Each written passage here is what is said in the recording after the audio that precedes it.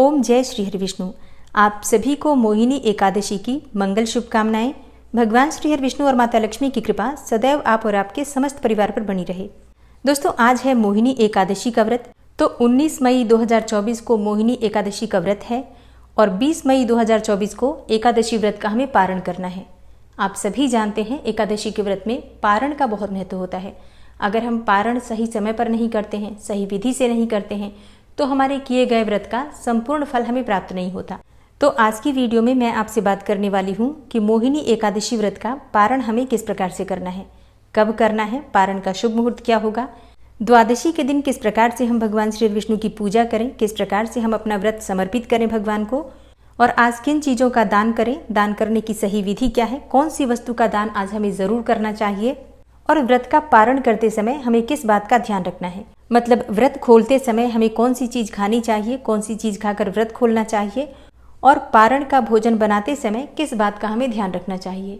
द्वादशी तिथि के दिन आप कितनी बार भोजन कर सकते हैं, भोजन में आप लहसुन प्याज ले सकते हैं या नहीं ले सकते हैं। इसके अलावा अगर द्वादशी तिथि के दिन भी आपका कोई व्रत हो, जैसे कि सोमवार का व्रत हो या फिर प्रदोष का व्रत हो, तो ऐसे में एकादशी व्रत का पारण किस प्रकार से करें और किस प्रकार से अपने दूसरे व्रत का हम प्रारंभ करें, संपूर्ण जानकारी आपको आज की वीडियो में मैं शेयर करने वाली हूँ। तो बहुत महत्वपूर्ण है आज की वीडियो को पूरा ज़रूर देखिए। और अगर आपको आज की वीडियो अच्छी लगे तो इसे लाइक भी ज़रूर कीजिए, क्योंकि आपके लाइक्स, आपके कमेंट्स मेरे लिए बहुत महत्वपूर्ण होते हैं। यही एकमात्र जरिया है जिनसे मुझे पता चलता है कि आपको ये वीडियो अच्छी लगती हैं और आपके लिए ये वीडियो उपयोगी है। तो अगर वीडियो अच्छी लगे तो लाइक तो ज़रूर ही किया कीजिए। तो देखिए, एकादशी व्रत के दिन हम जिस प्रकार से व्रत का प्रारंभ करते हैं विधि विधान से पूजा करके, उसी प्रकार से द्वादशी तिथि के दिन अपने व्रत का हम समापन करते हैं। तो एकादशी के दिन जैसे कि हम दिन भर फलाहार में रहते हैं, कई भक्त हैं जो कि निर्जल व्रत धारण करते हैं, कई भक्त हैं जो कि फल और जल के साथ धारण करते हैं। फिर एकादशी की शाम को भगवान के सामने शुद्ध घी का दीपक जलाकर और विधि विधान से उनकी पूजा करते हैं और यथासंभव यथाशक्ति भगवान के पास रात्रि जागरण करने का प्रयास करते हैं। मतलब जितना समय हो पाता है उतना समय हम जागरण जरूर करते हैं। फिर द्वादशी तिथि के दिन प्रातःकाल जल्दी उठते हैं, मतलब ब्रह्म मुहूर्त में उठ जाइए, उठकर नित्य कर्मों से निवृत्त हो जाइए। फिर गंगा जल मिश्रित जल से आपको स्नान करना है और इसके बाद आपको भगवान सूर्यदेव को जल देना है। फिर इसके बाद विधि विधान से भगवान श्री विष्णु की पूजा हम करते हैं। तो इसके लिए भगवान श्री विष्णु के सामने आपको शुद्ध घी का एक दीपक जलाना है। इसके बाद जिस प्रकार से आप प्रतिदिन अपने घर में पूजा करते हैं, जैसे कि नित्य की जो पूजा होती है, भगवान गणपति की पूजा, इसके बाद बाकी सभी देवी देवताओं की पूजा और भगवान विष्णु की पूजा आपको करनी है। तो अगर आपके पास पंचामृत उपलब्ध है तो भगवान विष्णु का पंचामृत से अभिषेक कर दीजिए। इसके बाद धूप, दीप, अक्षत, पुष्प, वस्त्र इत्यादि अर्पित करके विधि विधान से भगवान श्री विष्णु की पूजा कर लीजिए। आपके पास शालिग्राम जी हो तो उनका अभिषेक करके पूजन कर सकते हैं। अगर आपके पास भगवान श्री विष्णु का कोई भी स्वरूप है, जैसे कि लड्डू गोपाल जी हो, या भगवान श्री हरि विष्णु ही अगर चतुर्भुज स्वरूप में आपके पास विद्यमान है तो उनका अभिषेक कर लीजिए। और अगर आपके पास फोटो है, विग्रह नहीं है भगवान का, तो ऐसे में फोटो पर भी स्नान का, अभिषेक का भाव करते हुए विधि विधान से उनकी पूजा कर लीजिए। यथाशक्ति यथासंभव जो भी आपके पास सामग्री है, फल या मिठाई या पंचामृत इत्यादि, भगवान को भोग लगा दीजिए। पूजा करते समय भगवान श्री विष्णु के अष्टाक्षर मंत्र ओम नमो नारायणाय या फिर द्वादशाक्षर मंत्र ओम नमो भगवते वासुदेवाय, इस मंत्र का यथासंभव जप कर लीजिए। पूजा पूर्ण करने के बाद भगवान की आरती कर लीजिए और क्षमा प्रार्थना कर लीजिए। इसके बाद जिस प्रकार से आप व्रत का संकल्प लेते हैं, जैसे कि बहुत से भक्त हैं जो कि अपने हाथ में जल, पुष्प इत्यादि लेकर संकल्प लेते हैं, और कई भक्त हैं जो कि मानसिक रूप से व्रत का संकल्प लेते हैं। तो जिस भी प्रकार से हम व्रत का संकल्प लेते हैं उसी प्रकार से व्रत का समापन करते हैं।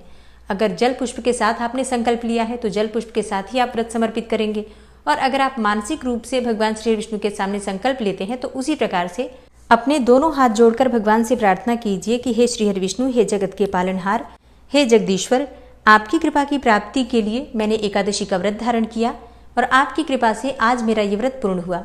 तो कृपा करके आप मेरा व्रत, मेरी पूजा, मेरी प्रार्थना स्वीकार कीजिए और इस व्रत में जाने अनजाने मुझसे कोई भी भूल चूक हुई हो तो इसके लिए मुझे क्षमा कीजिए और इस व्रत का संपूर्ण शुभ फल मुझे प्रदान कीजिए। हे श्री हरि विष्णु, आप सदैव मुझ पर और मेरे पूरे परिवार पर अपनी कृपा बनाई रखिए और मुझे अपने चरणों की भक्ति, अपने चरणों की सेवा प्रदान कीजिए। हे श्री हरि विष्णु, मैं आपकी शरण में हूँ, मुझ पर कृपा कीजिए, मुझ शरणागत की रक्षा कीजिए। मतलब इसी प्रकार से भगवान से अपने भाव व्यक्त करते हुए उनसे प्रार्थना कीजिए और क्षमा प्रार्थना करते रहिए, क्योंकि व्रत में जाने अनजाने हमसे बहुत सारी गलतियां हो जाती हैं। तो इसके लिए भगवान श्री विष्णु से हर समय क्षमा प्रार्थना करते रहना चाहिए। फिर पूजा पूर्ण करने के बाद आपको दान करना है, या फिर आप चाहें तो ब्राह्मण को घर बुलाकर भोजन करा सकते हैं। अगर आप भोजन कराते हैं तो दान करना आवश्यक नहीं है, फिर आप दक्षिणा के साथ ब्राह्मण को भोजन करा सकते हैं। लेकिन अगर किसी ब्राह्मण को घर बुलाकर भोजन नहीं करा पाते हैं तो ऐसे में ब्राह्मण के निमित्त भोजन की कच्ची सामग्री हम निकाल देते हैं।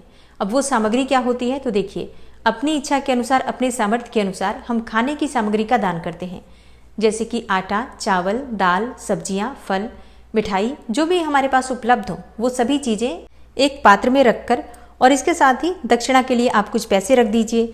इसके अलावा भी आप चाहें तो कुछ सामग्रियों का दान कर सकते हैं, जैसे कि अभी गर्मियां हैं तो आप चाहें तो कुछ वस्त्रों का दान कर सकते हैं, छाते का दान कर सकते हैं। एक पात्र में, जैसे कि मिट्टी या फिर तांबे का, पीतल का, कोई भी पात्र हो, उसमें जल भरकर दान कर सकते हैं। तो ये सभी चीज़ें आपकी सामर्थ्य पर निर्भर करती हैं, आपकी इच्छा पर निर्भर करती हैं। आप चाहें तो दान कर सकते हैं, लेकिन मुख्य रूप से जो दान करना आवश्यक है वो है सीधा, यानी कि भोजन की सामग्री का दान करना या किसी ब्राह्मण को घर बुलाकर भोजन कराना। और दान जब भी करते हैं तब संकल्प के साथ हम दान करते हैं। तो सभी सामग्री एक पात्र में करके भगवान श्री विष्णु की जहाँ पर आपने पूजा की है वहीं पर रख दीजिए। फिर वहीं आसन डालकर बैठकर भगवान श्री विष्णु के सामने संकल्प लीजिए कि आप इस सामग्री का दान कर रहे हैं।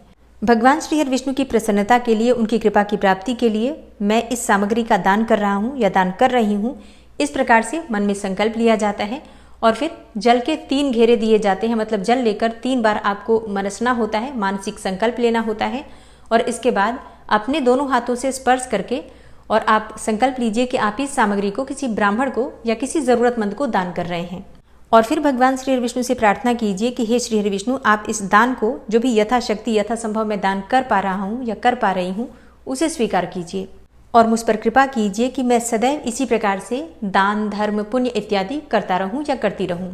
इसके बाद ये दान की सामग्री आप किसी ब्राह्मण को या किसी ज़रूरतमंद को किसी भी मंदिर में भिजवा सकते हैं। अच्छा, जैसे कि आप तुरंत ही अगर दान नहीं भिजवा पाते हैं तो भी परेशान होने की आवश्यकता नहीं है।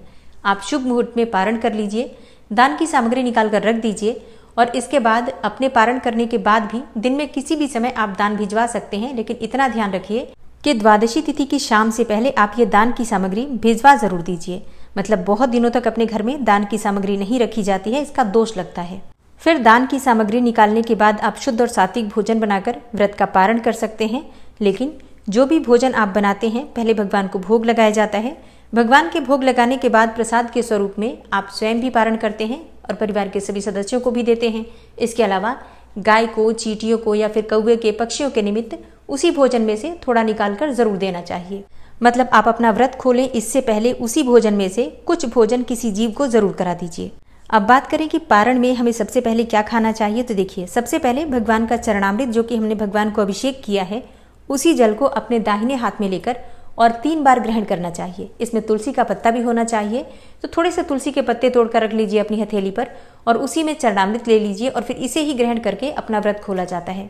इसके बाद जो भी शुद्ध और सात्विक भोजन आपने बनाया है आप वो ग्रहण कर सकते हैं। अब जैसे कि कई भक्तों के प्रश्न आते हैं कि भोजन में हम क्या खाएं। देखिए, सबसे पहले ध्यान रखिए क्या नहीं खाएं। पारण के भोजन में आपको लहसुन, प्याज और मसूर की दाल, शाक, टमाटर ये सभी चीजें प्रयोग नहीं करनी है। सरसों के तेल में पारण का भोजन नहीं बनता है। द्वादशी के दिन जो पारण बनता है, भगवान के लिए जो भोग बनता है, उसमें ध्यान रखा जाता है शुद्ध घी से ही भगवान का भोग बनता है जो हम पारण के रूप में ग्रहण करते हैं। तो अगर आपके पास गाय का शुद्ध घी हो अत्यंत श्रेष्ठ है। मान लीजिए आपके पास शुद्ध घी ना हो तो ऐसे में क्या करें, तो ऐसे में आप मूंगफली के तेल का प्रयोग कर सकते हैं, सूरजमुखी के तेल का प्रयोग कर सकते हैं, कोई भी ऑलिव ऑयल प्रयोग कर सकते हैं आप। और अगर ये भी ना हो तो जैसे बहुत से भक्तों के प्रश्न आते हैं कि क्या हम रिफाइंड में बना सकते हैं भोजन। देखिए, कहा तो जाता है कि शुद्ध घी में ही भोजन बनना चाहिए, लेकिन अगर ना हो, अफोर्ड नहीं कर पाते हैं या फिर नहीं है व्यवस्था आपके पास, तो जो भी तेल आपके पास उपलब्ध हो आप उसी में बना लीजिए, कोई दिक्कत नहीं है। अब जैसे कुछ भक्तों के प्रश्न आते हैं कि द्वादशी तिथि के दिन पारण करने के बाद क्या हम लहसुन प्याज खा सकते हैं। नहीं, देखिए, द्वादशी तिथि के दिन आपको पारण करने के बाद एक ही बार और भोजन करना होता है। मतलब अनाज का भोजन एक ही बार और हम करते हैं, तो आप उस समय भी बिल्कुल शुद्ध और सात्विक भोजन ही करते हैं।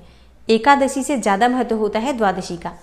तो द्वादशी तिथि के दिन अगर हम नियम पूर्वक रहते हैं तभी एकादशी व्रत का हमें फल प्राप्त होता है। तो इस बात का आपको ध्यान रखना है। बार बार द्वादशी तिथि के दिन आपको भोजन नहीं करना है। सिर्फ 2 बार ही अन्न का आहार लिया जाता है द्वादशी तिथि को, और बिना लहसुन प्याज का शुद्ध और सात्विक भोजन ही सुबह और शाम दोनों समय खाना चाहिए। और एकादशी के अगले दिन अगर आपका कोई भी व्रत होता है तो ऐसे में आप व्रत का पारण कैसे करेंगे। देखिए, ऐसे में आप तुलसी के पत्ते और भगवान के चरणामृत से अपना व्रत खोल सकते हैं और इसके बाद आप दूसरे व्रत का संकल्प ले सकते हैं।